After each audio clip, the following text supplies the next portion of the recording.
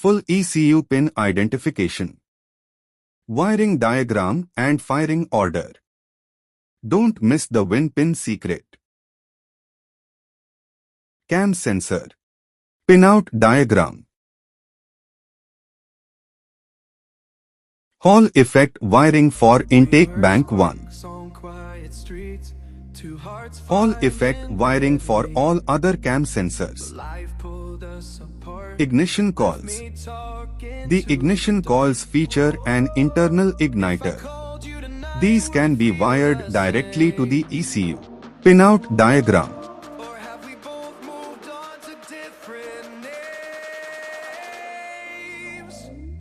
Crank sensor, models with 2-pin sensor.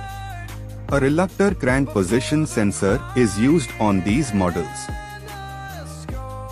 Reluctor wiring. DBW throttle system. This engine uses a single drive-by-wire throttle body. There are reports of 6-pin and 8-pin throttle bodies on these engines. DBW throttle wiring 8-pin.